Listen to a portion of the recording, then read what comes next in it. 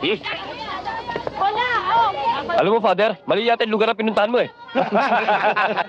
Dito talaga ang sadya ko. Gusto ko sana makausap si Jok Jok. Ito kailangan mo, hindi pwede. Father, sabi ko naman sa inyo eh, huwag na tayo tumuloy dito eh. May visa pa ho tayo. Tigilan mo na ang katuturo ng kabanalan sa bata ko, ha? Doon ka na lang sa simbahan, mga aral. Huwag dito sa teritoryo namin. Alam mo ba, puro kami makasalanan dito? Yan nga ang dahilan kung bakit ako naparito.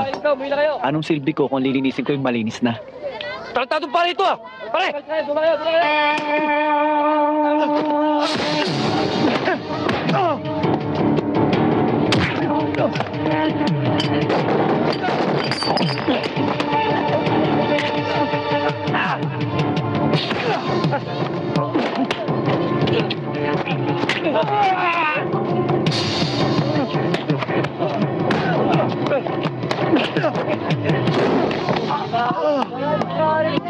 Ang galing talaga ni Father.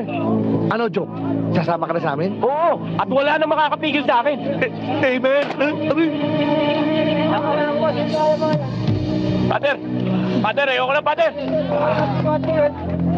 Peace be with you. And also with you, Father.